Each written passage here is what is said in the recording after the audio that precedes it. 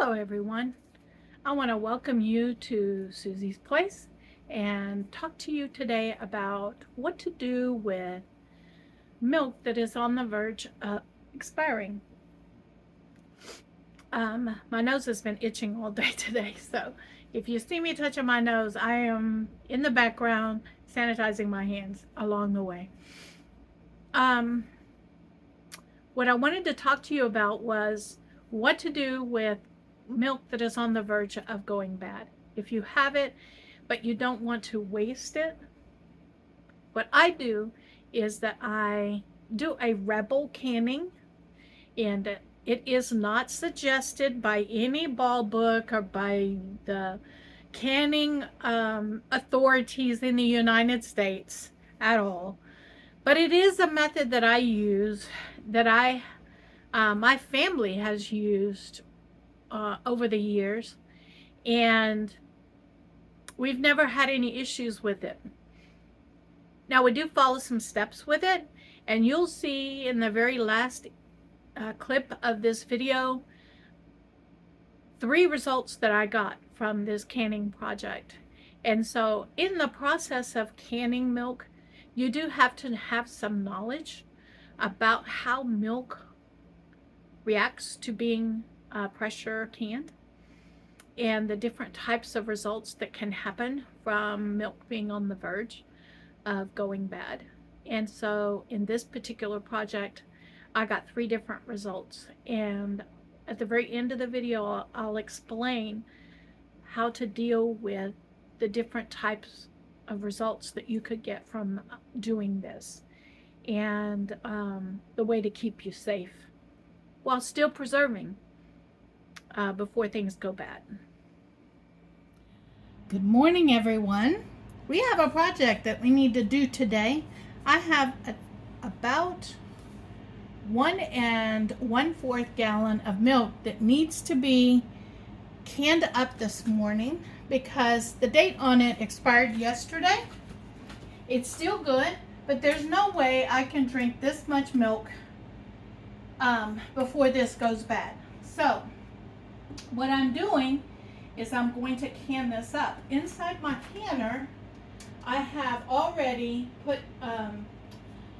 4 quarts of water and a little vinegar in there to get it ready for the pressure canning process of canning milk to put on my shelf. Now, the only reason I ever can milk to put on my shelf is when I have milk that's still good that I need to can up to make it last long term. And so this is how I do that, so it doesn't go bad on me. Now you're going to ask, why in the world do you have this much milk? Well, here's what happened. This month I was in the process of thinking I was going to make yogurt, and I never got to it.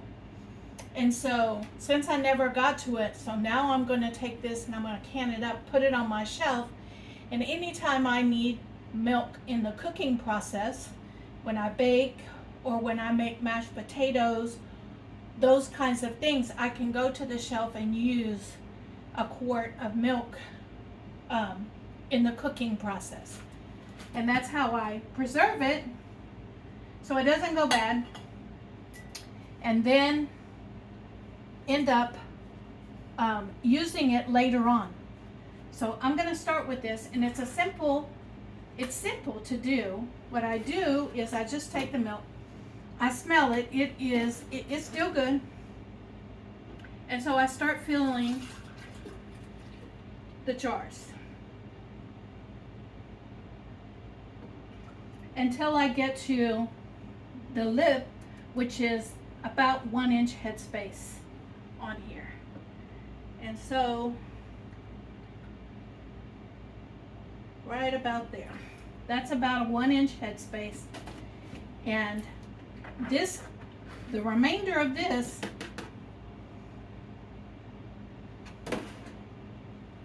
and then I'm going to continue going and filling these up. Now I don't want any of the milk to get on the rim of the jars, because I'll explain that later. I'm just going to go ahead and do this and get these filled up. All right, so that's done. And then what I have left over, then I will use today in anything I need to do.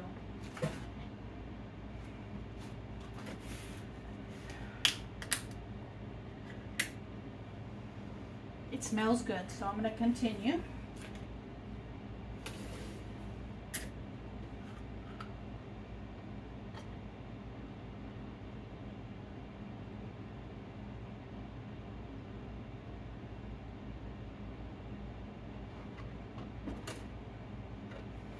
Okay, that's about a 1-inch headspace on there, and I'm going to continue filling my jars. And I'll come back. Okay, I got all these jars filled up, and I have just a little bit left in my gallon of milk. So what I'm going to do is go ahead and take this small amount and put it back in my refrigerator and use it up today. All right, so once I got all this filled up, then what I'm going to do is I am not going to wipe the rims of these, because here's the reason why. I'll wipe them, but not with vinegar. And the reason is because vinegar causes milk to clabber. And so instead of using vinegar on the rims, what I do is I take a paper towel, a wet paper towel, with just water, and I wipe the rims. Just like this. Yeah, I'm still in my pajamas because I just got up this morning and decided to go ahead and get this done early before I even got dressed this morning and get this done. Okay, so that's done. Now I start adding on the lids, and I make sure that this lid, the seal, is on the rim of the jar.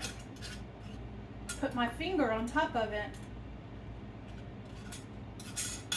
and then tighten up the seal around it. You can hear that it's not sealed, and fingertip tight, and it goes into my canner. I did put the plate on the bottom of my canner so that the jar is not touching the bottom of the canner. You never want a jar to touch the bottom of the canner, because what will happen is that it'll bust the jar in the process. Okay, so same thing here, finger tight, and continue placing these inside the canner. Some of these are wide mouth, and some of these are regular mouth jars.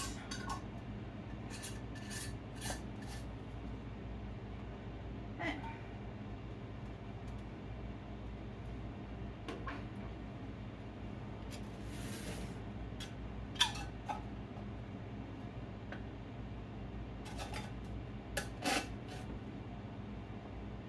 Okay. Continue going until all the jars are capped up. So that was about, gotta look and make sure my vision problem, y'all can see it. All right, everything is capped up. Now it took 5 quarts, so that's a gallon and 1/4. 1 1/4 gallon that I have just saved from going bad. 1 1/4 gallon of milk.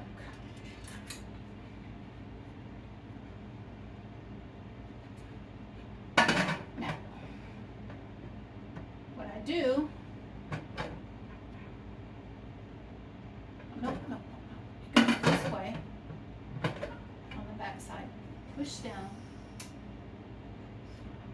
Then tighten this. Okay, and then then we're going to take this, turn the fire on underneath it, and get it to a medium high. That's what I do.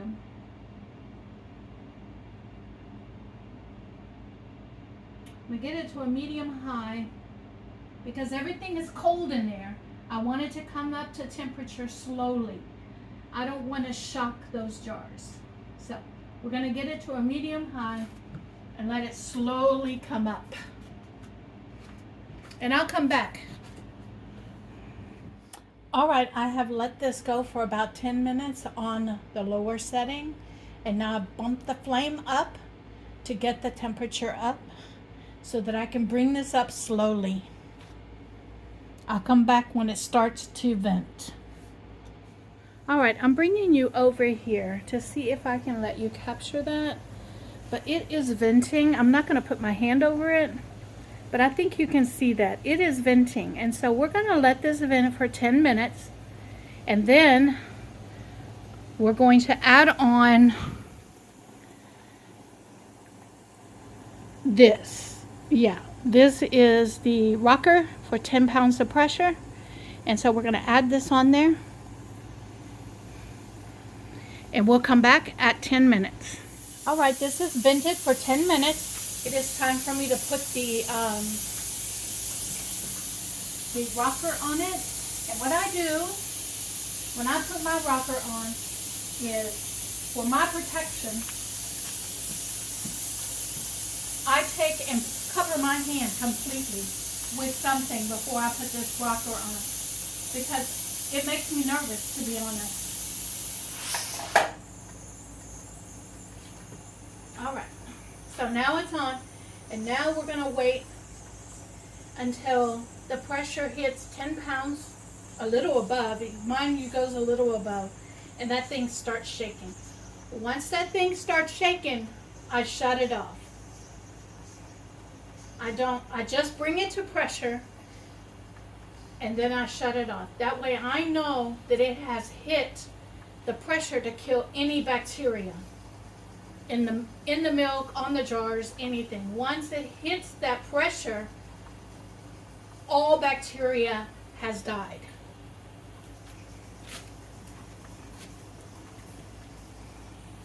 All right, so you can see it is shaking, and I turned the heat off. Let me see if you can see that. I did. I turned the heat off. And so we're just going to let that temperature go down on its own, by itself, and then I'll bring you back when I start unloading the pressure canner. And I'm going to show you what I mean when I say I'm going to let it come down to pressure on its own. You see the gauge?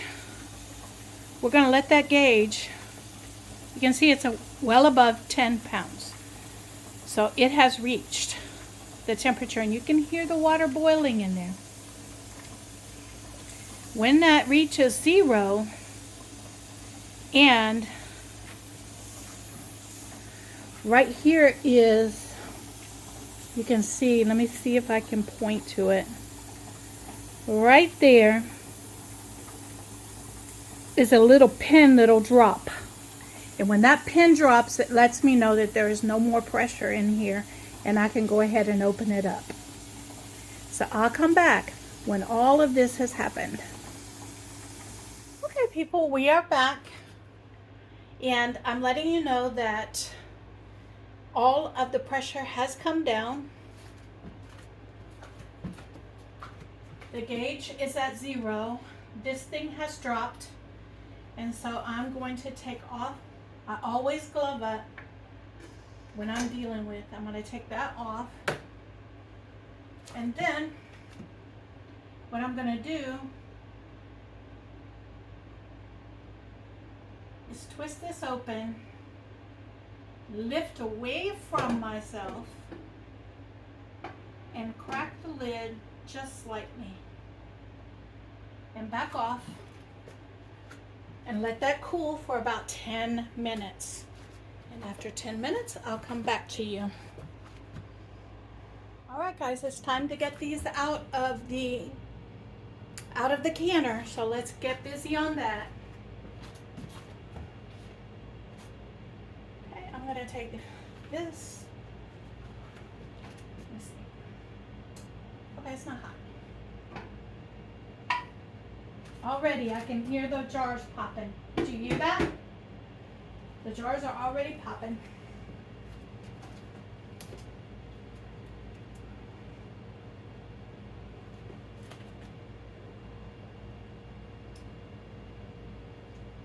Straight up.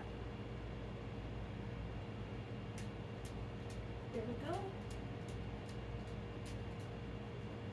Straight up.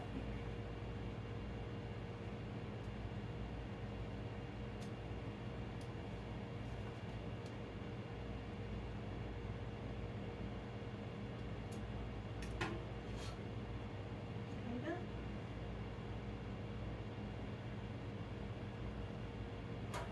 And I have to tell myself each time to come straight up with these jars. Now you see a little bit of that milk on that jar. I will scrub these down before they actually go into my pantry. It looks like that some of that milk siphoned out, a little bit of it. But the outside will be cleaned up. The pan will be cleaned up and scrubbed down before I actually take these and put them in my pantry. But I can see that at least the one in the back, the jar is still bubbling. It's that hot.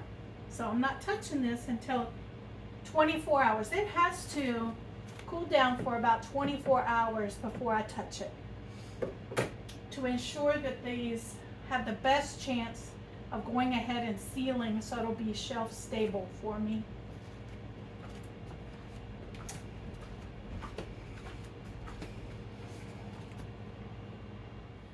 Well, hello everyone. This is the next day on this project, and I wanted to bring you in and show you the results of the project. The first thing I'm going to show you is the results of success. Remember, we had 5 jars that we put into the canner, and 3 of them sealed up and were fine. So, out of the gallon and a quart, we had 3 that sealed up and that were fine. And so I saved almost a gallon of milk right there. We had 1 jar that sealed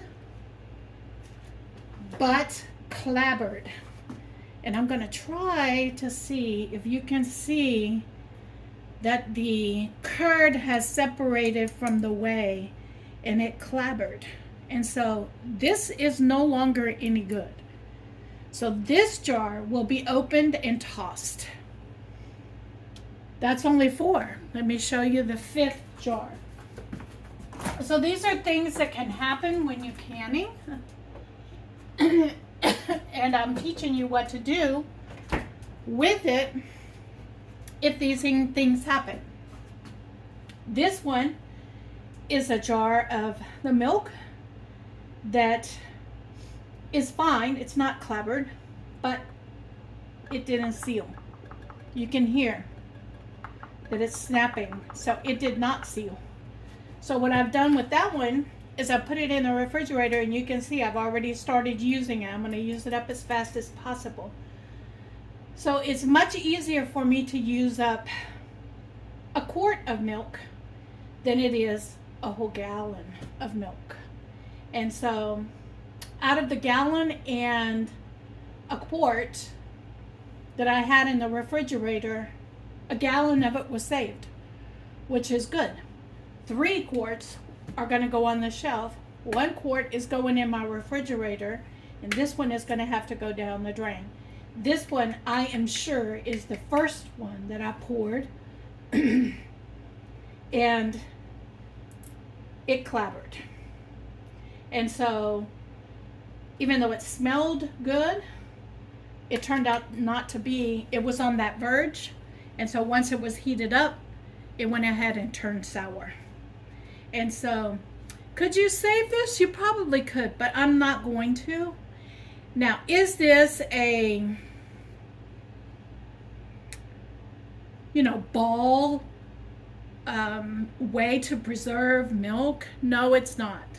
But I've been doing it for years, and I have seen other family members do it for years, and we've never gotten sick over it because we're careful about what we do with it, and we use it up in cooking as quickly as possible.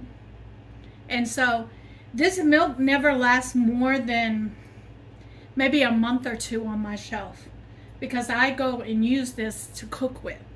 So anytime I'm making mashed potatoes and it calls for it, anytime I'm doing waffles or pancakes, or if I'm making cake and it calls for milk, anytime that I'm cooking something and it calls for milk, I use my jarred milk.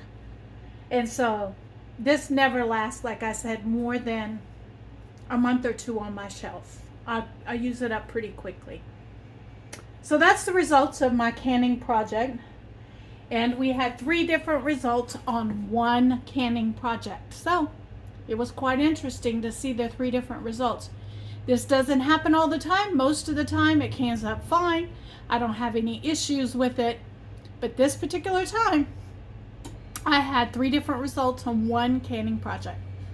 And so it gave me an opportunity to teach you guys a little bit about the canning process and how I deal with the different issues that can arise in it.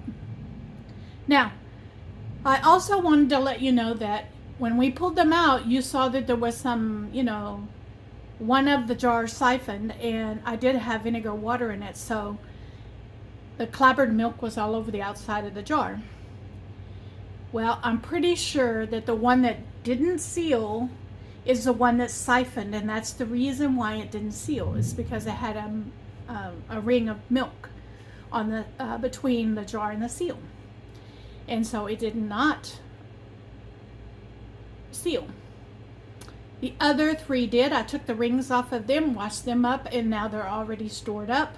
They're all labeled and ready to go on the shelf. So we'll see what tomorrow brings.